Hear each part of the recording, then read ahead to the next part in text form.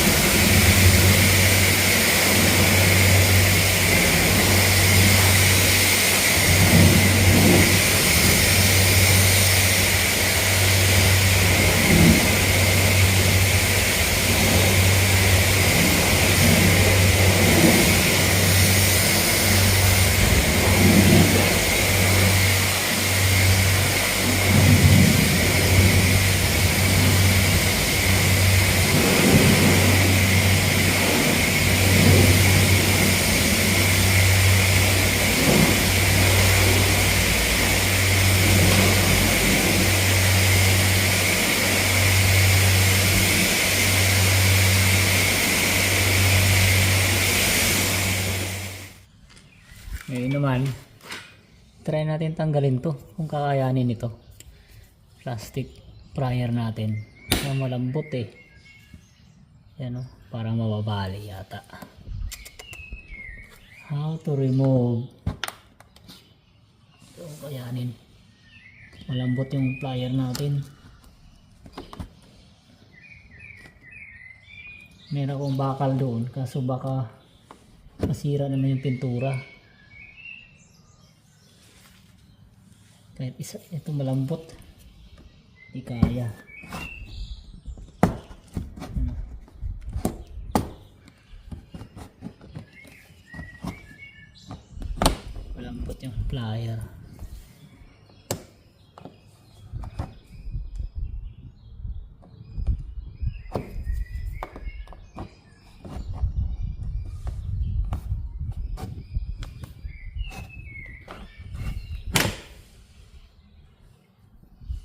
Try kong gamitan ng bakal. Tapos sapinan ko na lang ng tela para di masira. Kunin ko yung bakal natin na prior. So, try natin ito. Patanggal ng clips, bakal. Sana masira yung pintura. Nakabahan ako dito masira yung pintura natin. Sapin na lang natin ang yun, lock na siya. Sana masira yung pintura guys. Yun. Ayun. Ayan. Tanggal siya, dumi mga bugs. So dito natin ikakabit yung fog light. That's how you remove the trim without removing the full bumper.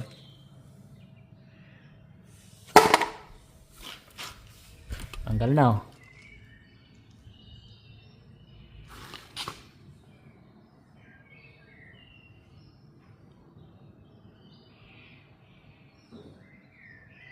So naman natin yung kabila. Same process pa rin. Tuklapin pa rin natin ito gamit ang bakal. Nga lang siyempre. Ito guys. Bakal tsaka basahan. Kasi masisira yung pintura pag diniretso na nito. Itong plastic kasi. Malambot. Ayan naglamat na nga. Parang mababali Hindi kaya. Tuklapin ng plastic lang. Matigas din to Medyo sablay yung nabili nating fog lights. Galing ng AliExpress. Kasi dito yung flange na to. Yan, paslant na yan. Dapat wala siya. Kasi pag nandyan yan, hindi siya lalapat dito sa mounting area. Kasi flat nga to Flat yan. Ito naman, di ko alam bakit may sobra ng ganito. Nakausi. So kailangan natin katayin to. Katayin din natin to. Yung bracket, angle na part na yan. Para maging straight na lang to. Nga lang, pag kinatay natin yan, baka hihina naman to. Kasi wala na siyang brace dito. So yan ang bala ko ngayon. Katayin nga. Kasi para tumapat siya dyan. Kasi hindi siya lalapat Yan. Pati sa baba, hindi rin siya lalapat dito dahil nga nito. Yan. Kailangan natin katayin yan para lumapat siya. Kasi layo yan sa baba. Mga half inch ang layo para lumapat siya dito. Isa pang problema, walang kasamang screw ito. Nabili natin. Hindi ko na check sa lagayan. Wala palang screw. Wala naman tong fog lights nakasama itong sasakyan natin. Kaya wala rin akong screw na nakakabit dyan. Napatay ng screw. Tapos yan kakatayin natin para lumapat. Sayang hindi natin magagawa to ngayon. Modify muna natin to din ang screw. May mga screw ako dito. So hindi naman po pwede to. Iisa lang din. Kailangan natin malapad ang ulo. Tapos fine thread. Hindi naman to fine thread. Pangkahoy ito So hanap pa tayo. Saradong hardware ngayon. Sunday. Sayang. Ito sana kakbit na sana natin. Ang ganyan sana nakakalabasan yan. So wala. So araw na lang uli guys. Update ko kayo. Ano mangyari dito. Sa ngayon. Para sayang araw natin. Ito muna. Kakatayin natin to. Part na to. Ali, tatlo lang naman kasi sa baba wala rin kabitan ng screw. So tatlo lang ang maging screw nito. Kasi ito yan bukas dito So yan, ito lang ibabaw na lang ang ibabaw. Isang gilid lang ang makakabitan natin ng screw. So ito lang kakatayin natin. Kabila, okay na yan.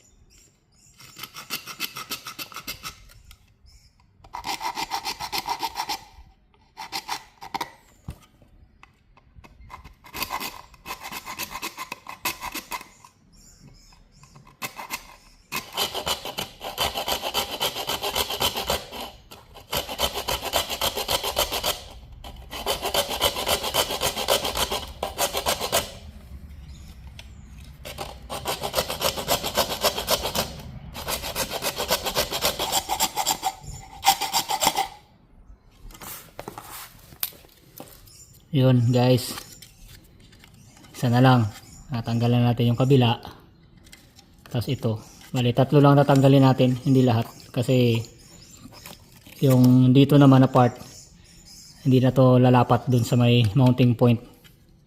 So itong dalawa lang sa taas tsaka sa baba ang may screw wala, tapos ito wala nang screw to, pero tatanggalin pa rin natin ito.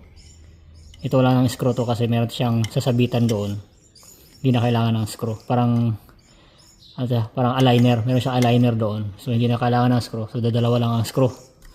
Ito yung isang fog lights na nabili natin na pang Honda Jazz, meron palang kasamang screw, 4, so ibig sabihin dalawa lang talaga ang may screw dito. Ito kasi binili natin pangalawang fog light, which is yung LED, walang kasamang screw.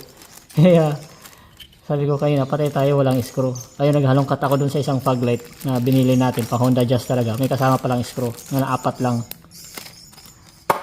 Yun, so try na natin yung 4, dalawa each fog light. Tapusin na natin to kasi meron pa tayong isang lalagariin nga, ito pa. Testing kung lalapat.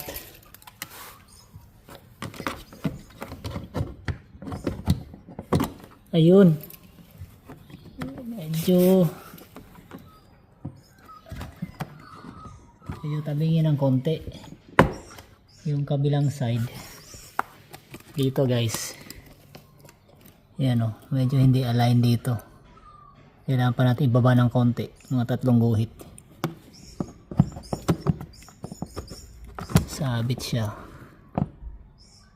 Ano ba ito, gagawin natin ng paraan. Pwede nating, iisip ko, tabasan ko ito ng konti para bumaba, nga lang baka hindi mag-align dun sa ano natin, ang fog light trim. So lalagay mo natin to, tapos ilalagay natin yung fog light trim kung magtutugma sila, baka hindi magtugma hindi sayang, kunin muna natin.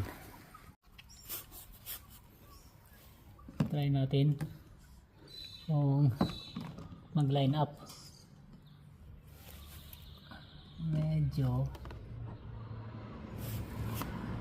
hindi pa natin ipapasok totally, pero dapat mag line up siya.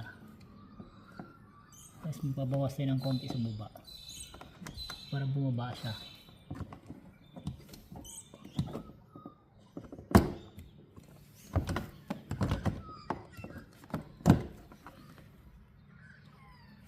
So, hindi siya line up, pero yun nga lang to, baka po pwede na, parang pwede naman na, kaso yung isa lang ang screw na pwede pasok pag nagkaganon. Yun o, line up naman na siya sa ganyang pwesto, line up siya. Yan o, sa ganyang pwesto naka line up na siya. Yan, centered naman yung fog light natin sa gilid, centered siya. Pero hindi ko pa naibabaon, baka pag binaon ko to magbago.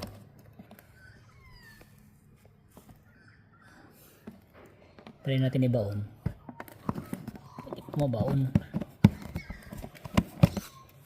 Hindi pa mabaon kasi hindi pa nailatag yung fog light, kaya yung bumaon. Kaya itong pwesahin. Okay na yung isa. Ito naman, same process. Nagarin na natin yung 3. Let's make sure this one, this one, and this one.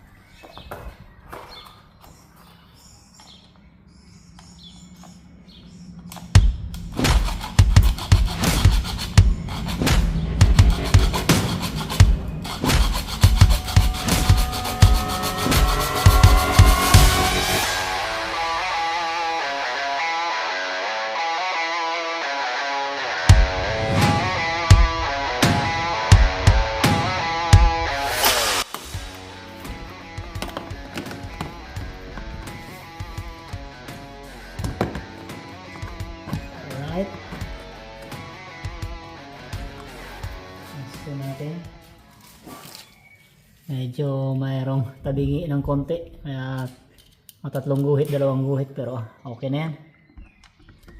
Hindi natin talaga ma-perfect kasi kung ma-perfect natin, it takes time, pero okay na yan. Kabit lang natin to, then the rest saka natin pag-isipan kung babaguhin natin yung posisyon niya uli. So yung habol ko sa ngayon, may kabit lang to, then bahala na sa sunod araw kung may time ako, i-align mo siya uli.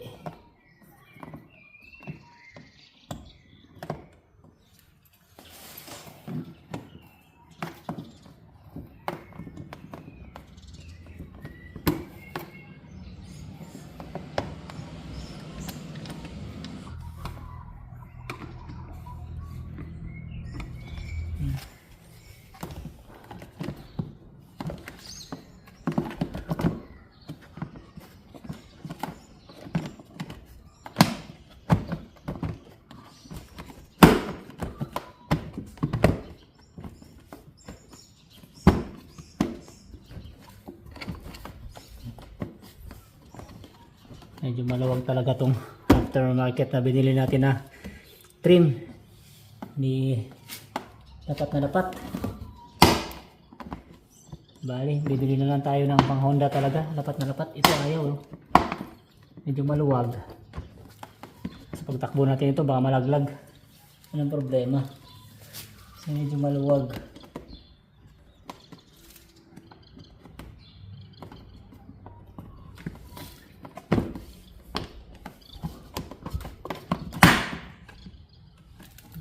Siya.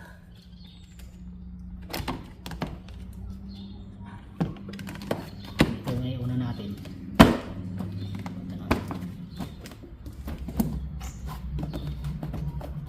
Maluwag yun. No way. Ano siya?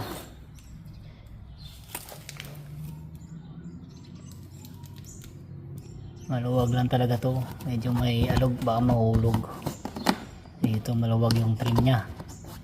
Vibration yan, talaga matatanggal yan 80%. Yan o, kita nga yung gilid o. Madilim lang dito pero yan, parang may dalawang guhit na ang awang. Hindi lapat na lapat. AliExpress. Hanap na lang ulit tayo siguro, ewan ko. Magtingin tayo yung original na trim. Medyo may kamahalan nga lang yun, pero yun 100% lapat na lapat yun dyan, walang awang. Ito maluwag. For now, ang habol ko, may kabit ko lang to. Then, bahala na. Next time, hindi nga align eh. Pero, sa ngayon, basta may kabit lang yan, okay na. Then the rest, pag may time tayo, saka natin i-adjust. Tara guys, punta muna tayo sa tropa. Papatulong tayo magkabit ng wiring kasi hindi ako expert sa mga wire. Ayaw kong pag-aralan kasi pag okay lang, pag-aralan ko yan, masira ito lang. Kaso pag kinabit-kabit ko na yan, ayun. Ayoko naman i-direct sa battery kasi pangit naman. Gusto ko isabay dito sa mga ilaw na yan. Yan. Kaya nga, in short, papatulong tayo sa mga expert. May tropa tayo na yan, mechanic dito sa border town. So, yan. Katrabaho sila sa sasakyan talaga. So, expert sila sa mga ganyan, wirings. Papatulong tayo magkabit ng harness. Kasi yung harness nito, hindi plug and play. Custom harness na rin kasi bali, dalawang fog lights to. Yung fog light na to, yung kinabit natin dyan, walang harness. So, ang mangyayari, gagamitin natin yung ilaw na yan. Idudugtong natin doon sa harness na pang Honda Jazz na hindi ko na gagamitin yung ilaw kasi hindi naman LED yun. Ito LED kasi. Kaya medyo mamaya, basta malalaman yun. Pag swap natin yun, gagamitin natin yung Honda Jazz na harness para dito sa nabili natin na walang harness. Tapos yun, i-wire na lang doon. Tapos may switch. Dadalhin pa sa loob. Kaya, ayoko nang pakialaman. Leave it to the expert na lang para mabilis din ang process. Tsaka, siyempre, para sigurado tayo na hindi ako magkakaberya sa ilaw. Kasi pag pumalya ngayon yan, bukas may pasok tayo. Wala tayong ilaw, mapasok na madaling araw. Tara, punta muna tayo sa tropa. Alright guys, testing na natin yung ilaw natin. Nakawin na tayo. So, yun na. Hindi ko na nabidyohan yung mga tropa na nagkabit kasi ayaw ko silang abalahin para Hindi sila ma-distract tsaka tuloy-tuloy yung trabaho. Kasi hapon na rin kami nagsimula. Mag 2 o'clock na yata yun. So baka matagal lang kami kaya hindi ko na sila nabala, hindi na ako nag-video-video. So anyway, quick rundown. Yun, nandito pala yung main switch natin ng fog light. Tinabi ko na dito sa traction control. May space pa naman tayong 3. Hindi ako na nilagay. Tapos ginapang na nila yung wire doon sa kabila, sa ilalim ng dash. Palabas dito sa may butas. Doon sa ilalim. Ginapang nila dyan. Tapos doon. Itong harness na to, ito yung sa Honda Jazz talaga. Yung nagamit pa ni rin nila. Na gawan pa lang ng paraan. Pwede naman daw.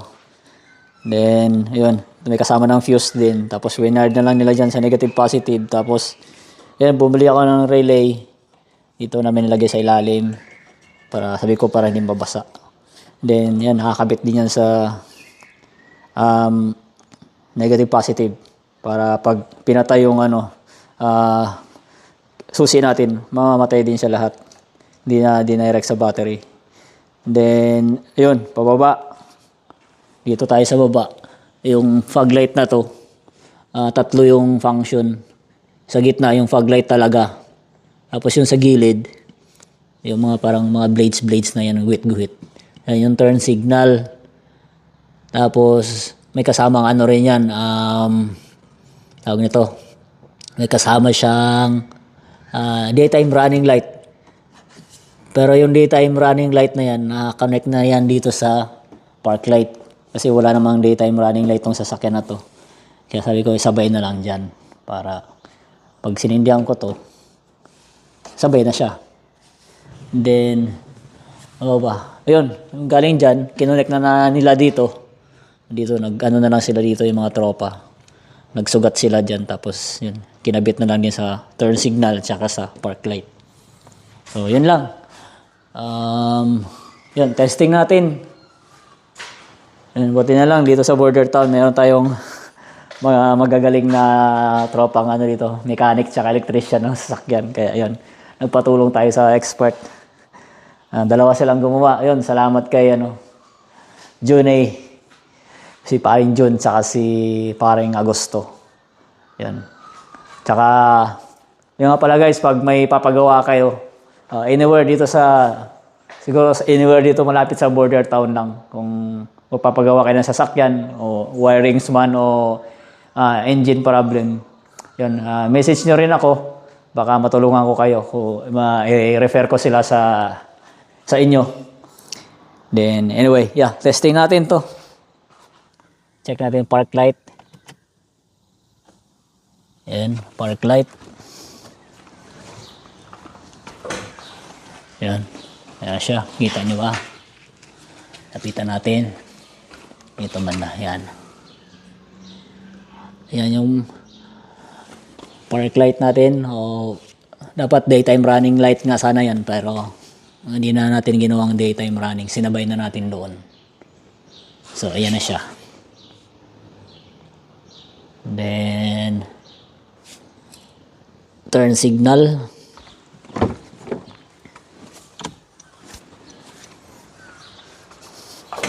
Yan, sabay. Turn signal tsaka yung park light natin. Patay natin yung park light. Turn signal lang. Yan, solid. Bright orange. O dark yellow. Ano ang kulay niyan? Ayan, sabay sila. Ano natin? Fog light.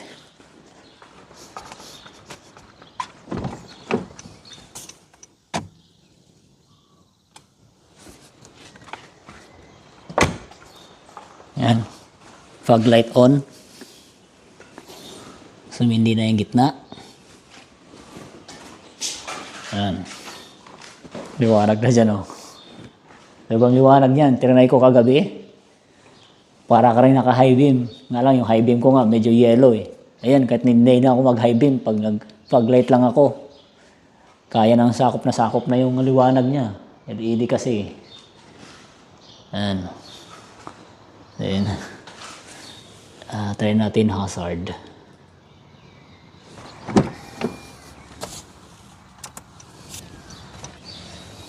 Ayan. As hindi na yung tatlo. Puti, yellow, tsaka fog sa gitna.